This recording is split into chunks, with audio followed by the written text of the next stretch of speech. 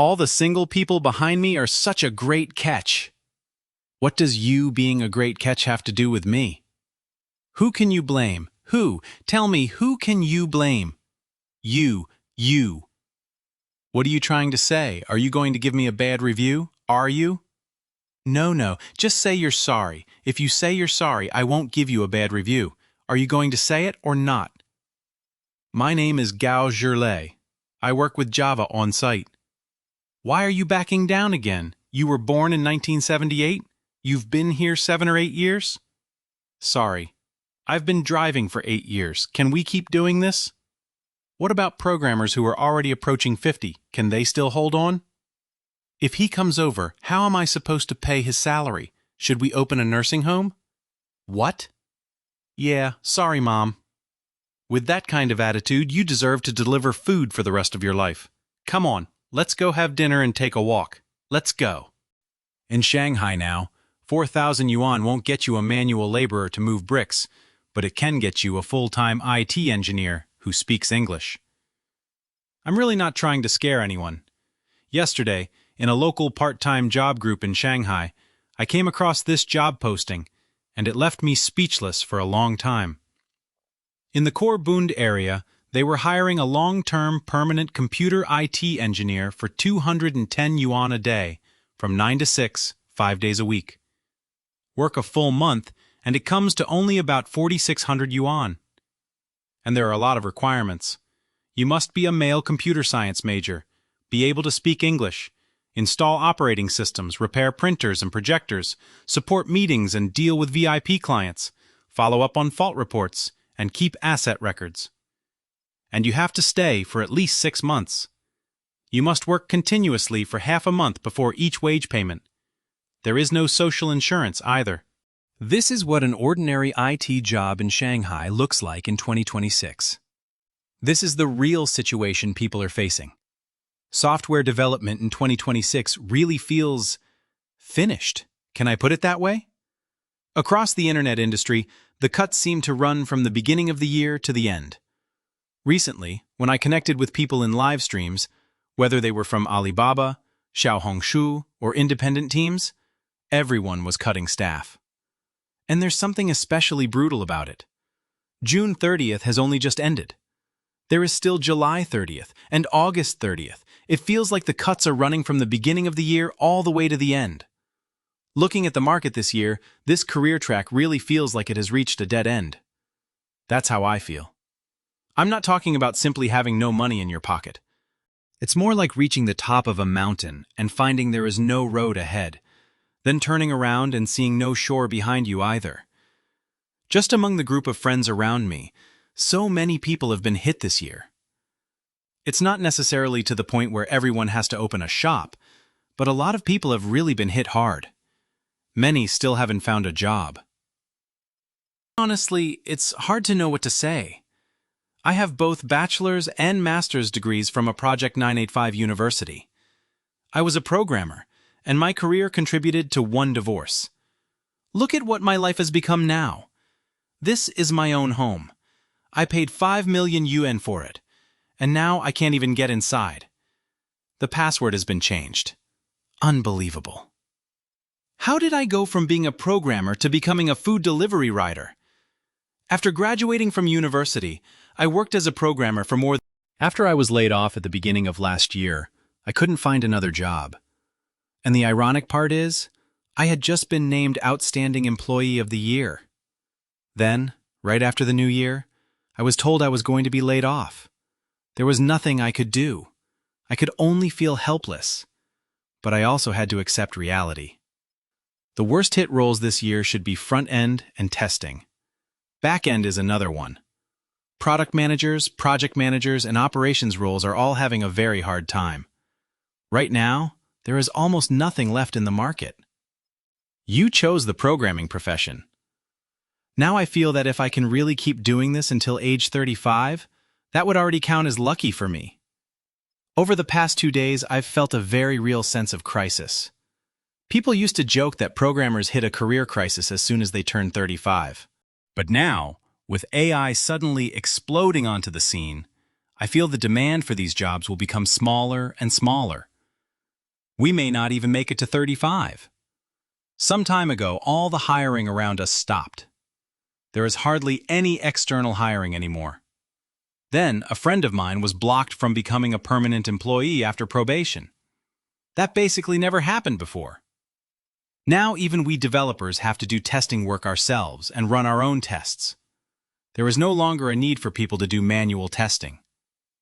All of these things make me feel that this industry will need fewer and fewer people. AI is changing extremely fast over these 2 years. Iteration is very fast, and the changes will be huge. In the future, how many people will a team need for maintenance, right? It definitely won't be on the same scale as today. I'm not trying to spread anxiety or worry for no reason, but I can genuinely feel it. This industry really doesn't seem to need that many people anymore. My mother called me 2 days ago and said many companies in Xi'an were laying people off. And a lot of those layoffs were in the software industry, especially among Java developers. So I really suggest that everyone thinks seriously about this. If you don't work in the computer industry in the future, what else can you do? Hello everyone, welcome to Hotspot Frontline. I'm Xiao Kun. In China, IT engineers have been seen by countless ordinary families as one of the safest paths to move up in life. Get into a good university, learn programming, join a major tech company and earn a high salary, buy a home and start a family, and it seems as if life can move forward steadily. But in July and August, that myth is breaking apart at an accelerating pace. What is truly frightening about China's unemployment wave in 2026 is exactly this.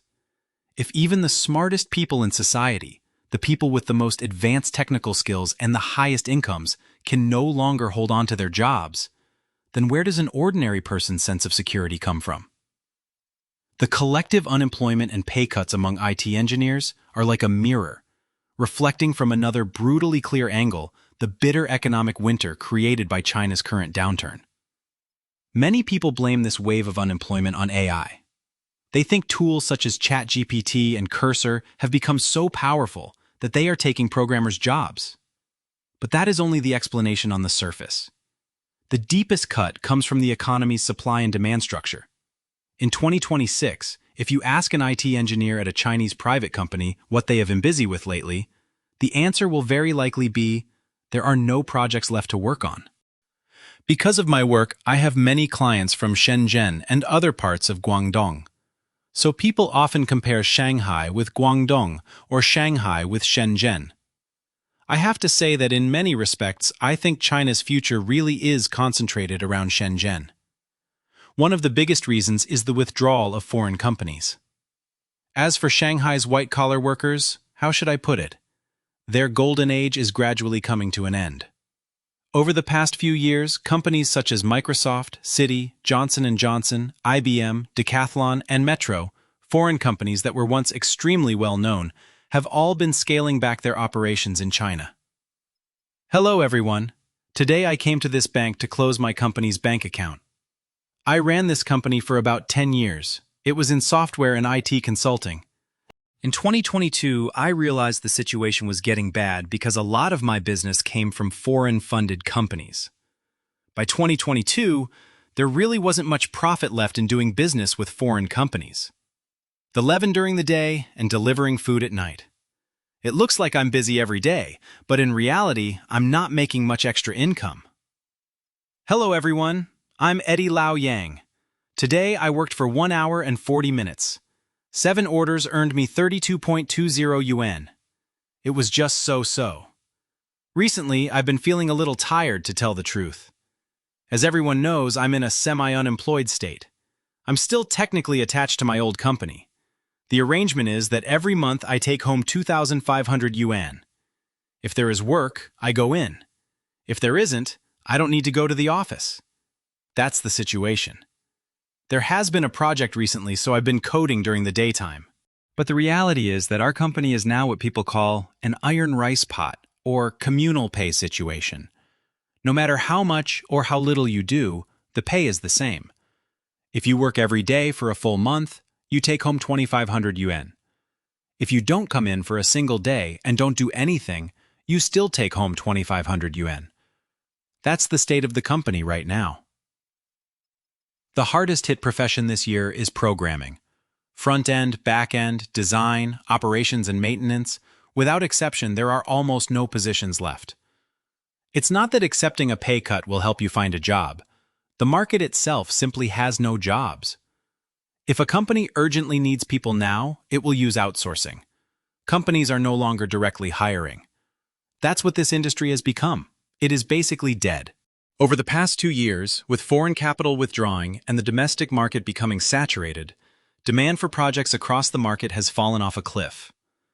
When the skin is gone, what can the hair attach to?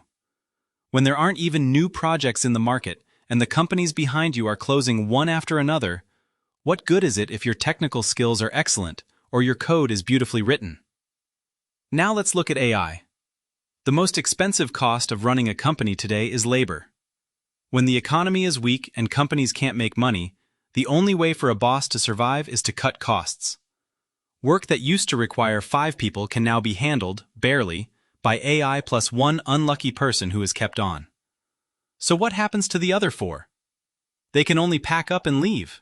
But because the mortgage still has to be paid every month, and because children still need milk powder, large numbers of unemployed engineers have had to take off their Kong e.g. long gown and collectively move into lower-level service jobs that require the least technical skill and mainly sell physical labor, delivering food, driving ride-hailing cars, or doing instant courier deliveries.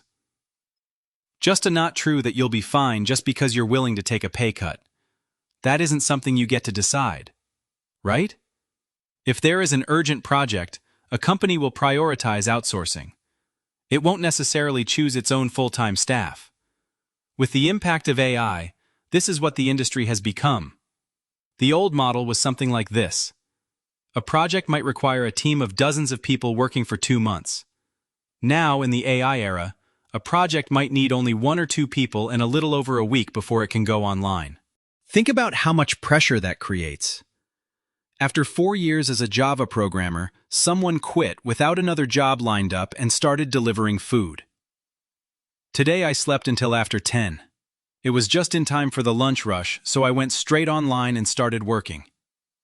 That's it, brothers. It's 10:30 at night now. I'm done delivering. I'm exhausted. Food delivery is even more tiring than coding. Today I made 47.75 yuan from JD and 55.80 yuan from Meituan.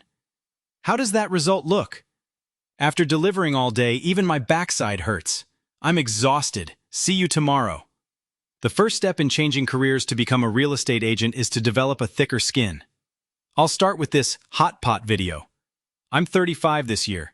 I've been doing Java since graduation, so it's already been more than 10 years. This year, with my age and the impact of AI, I feel my career may be coming to an end very soon. So, while I'm at this awkward age, not exactly young but not exactly old, I'm going to try to find a new track. In my last video, I said that after I was laid off after turning 40, I was determined not to be a programmer anymore. So what did I do next? Farming. You heard that right. I have a master's degree from a Project 211 university, and I started a farm on the outskirts of Shanghai. My main job is growing crops. My mother still often nags me, saying, "Our family has farmed for generations. You worked so hard to get out, and now you've come back again." To be honest, my biggest wish when I was a child was also to never farm again. Anyone who grew up in the countryside knows how hard it is to hoe under the midday sun, with sweat falling into the soil. That is why I studied desperately. I wanted to escape the countryside. But fate is interesting. After working as a programmer for 14 years, I made the choice myself to return to the land. This 11-1 over these 2 years, AI has been changing and iterating extremely fast. The changes will be enormous. In the future, how many people will a team need for maintenance, right? It definitely won't be on the same scale as it is today. I'm not trying to spread anxiety or worry for no reason, but I can genuinely feel it.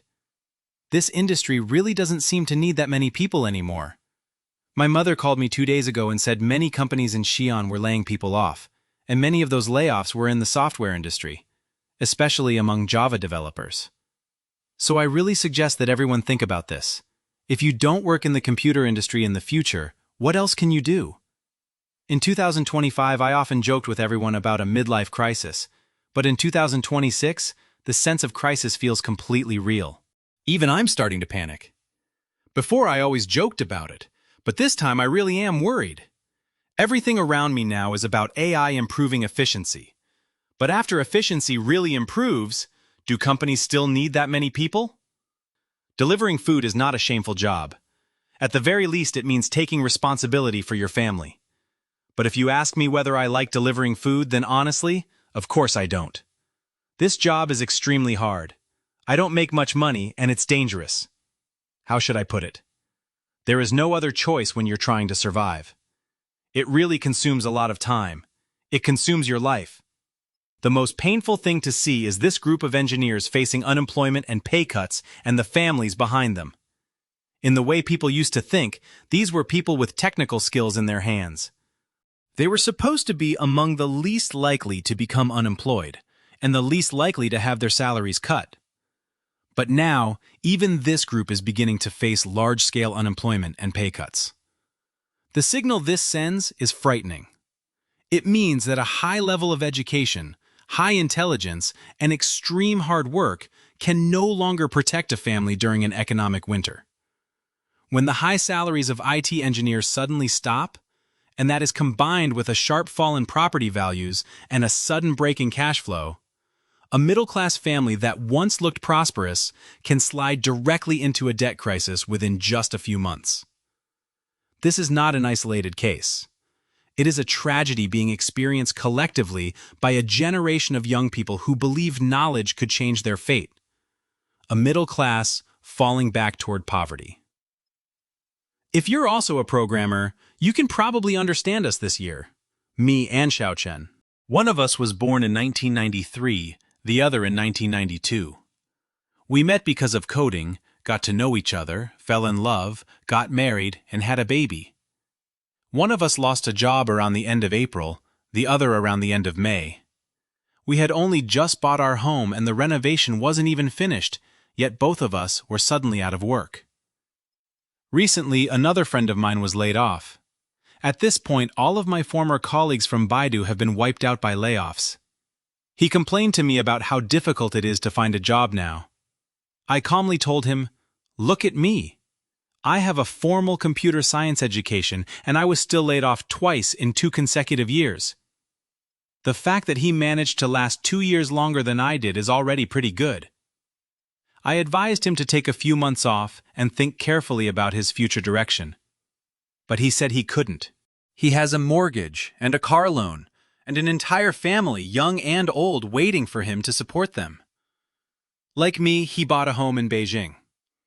The main group buying homes in Beijing in the past included internet programmers like us, the high-income crowd.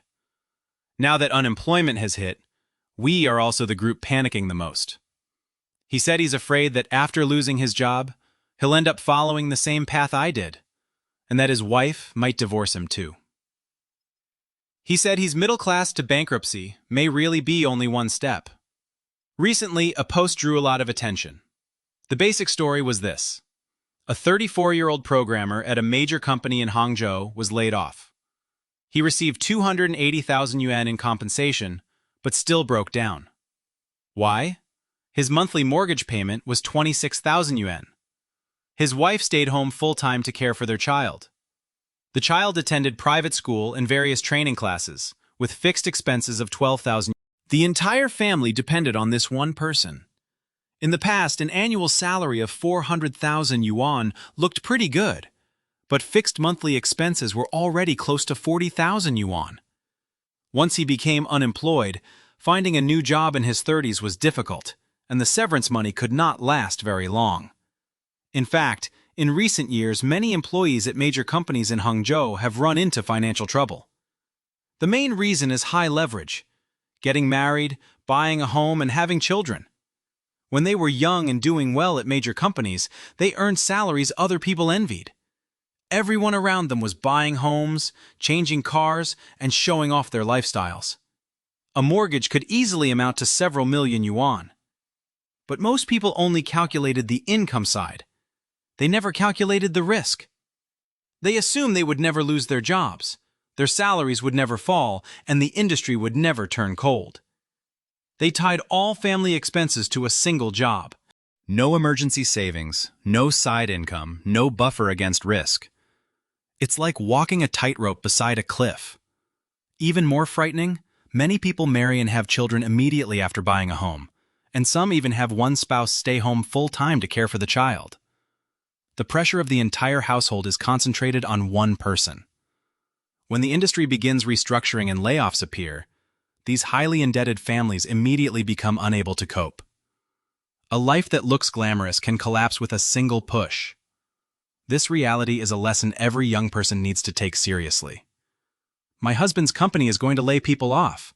I can't believe we just ordered a 260,000 yuan car. We've already paid the deposit. I can't believe we has run into this crisis. Just thinking about the possibility that both my husband and I could be unemployed keeps me awake at night. My husband and I both work in the internet industry. I'm a designer.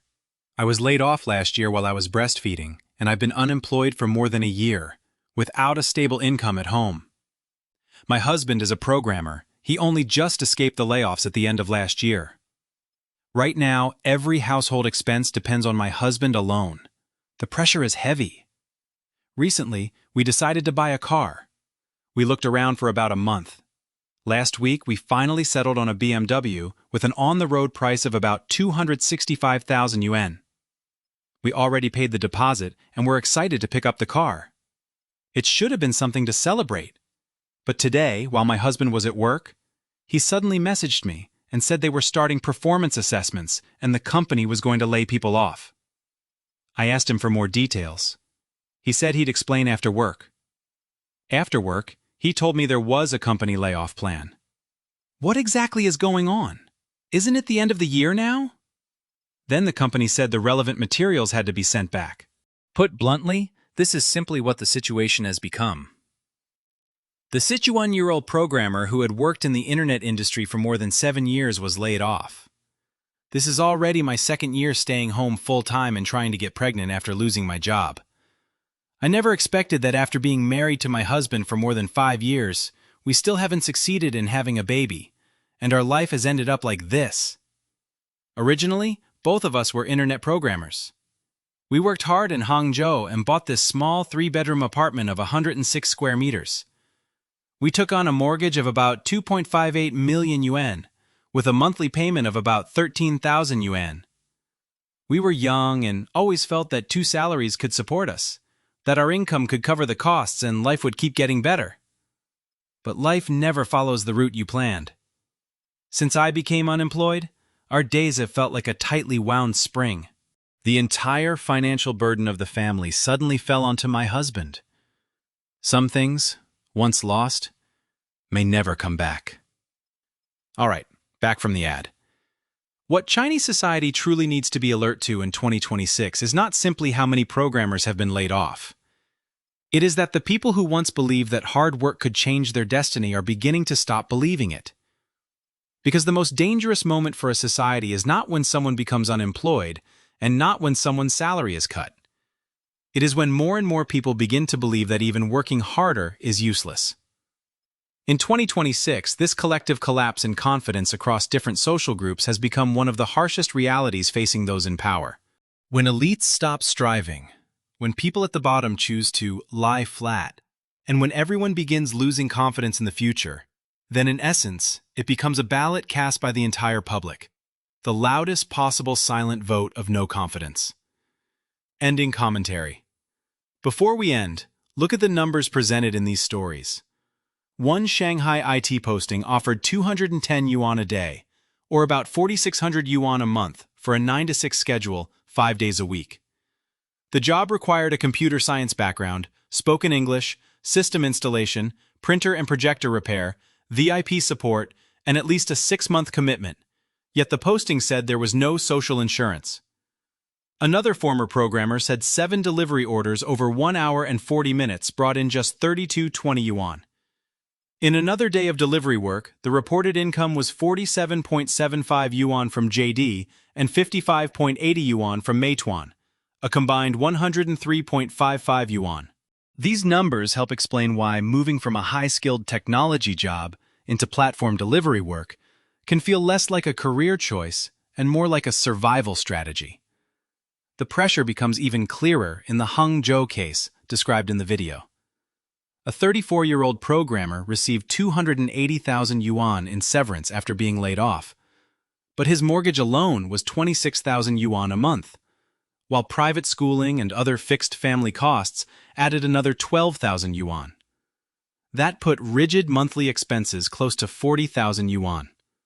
In another household, the family described a mortgage of about 2.58 million yuan, with a monthly payment of around 13,000 yuan. The video also gives a stark illustration of how AI may change staffing. Work that once required 5 people could, in the speaker's example, be handled by AI plus 1 remaining employee, leaving 4 people without those roles. Whether every company will follow that pattern is another question. But the fear behind these stories is very real. Shrinking projects, fewer openings, lower pay, and heavy household debt can collide at the same time. So this story is not only about programmers, AI, or food delivery. It is about what happens when a generation that studied hard, entered high-skilled professions, bought homes, and built families suddenly discovers that the old promise of stability is no longer guaranteed. What do you think? Is AI the main cause of this pressure? Or is the deeper problem the slowdown in hiring, project demand, and the high financial burden carried by middle-class families? Share your view in the comments. Thank you very much for watching and for staying with us until the end. If you found this report useful, please support the channel, and we'll see you in the next video. What makes this story especially disturbing is not just the number of programmers losing their jobs, but how quickly a seemingly secure middle-class life can begin to unravel. Consider the figures mentioned in this video. In Shanghai, one IT position offered just 210 yuan a day, or around 4,600 yuan a month, despite requiring a computer science background, spoken English, system installation skills, equipment troubleshooting, VIP customer support, and at least a 6-month commitment. Another former programmer said that after 1 hour and 40 minutes of food delivery, 7 orders brought him only 32.20 yuan. On another day, his earnings were 47.75 yuan from JD and 55.80 yuan from Meituan, just 103.55 yuan in total. The financial pressure becomes even more serious when families are carrying large debts. One 34-year-old programmer in Hangzhou reportedly received 280,000 yuan in severance after being laid off, yet his monthly mortgage payment was 26,000 yuan. While private schooling and other fixed family expenses added another 12,000 yuan. That means nearly 40,000 yuan in fixed expenses every month. Another family described carrying a mortgage of about 2.58 million yuan with monthly payments of roughly 13,000 yuan. These numbers show why job loss in China's technology sector is not simply a career problem. For many families, one salary is supporting a mortgage, children, transportation, and everyday living expenses. Once that income disappears, even a household that once looked financially secure can face enormous pressure within only a few months. And then there is AI. As one speaker in the video described it, work that once required a 5-person team may now be handled by AI together with just 1 remaining employee. Whether every company follows that exact model or not, the direction is clear in the experiences shared here. Fewer projects, fewer positions, heavier competition, and growing uncertainty. Perhaps the most important question is no longer whether programmers can keep their jobs until age 35 or 40. The deeper question is this: when education, technical skills, years of experience, and hard work are no longer enough to guarantee stability, how should ordinary families prepare for the future? Do you think AI is the main reason behind this crisis? Or are China's slowing economy, shrinking project demand, and heavy household debt the bigger forces at work? Let us know what you think in the comments. Thank you very much for watching and for staying with us until the end. If you found this report valuable, please support the channel by liking the video, subscribing, and sharing it with others.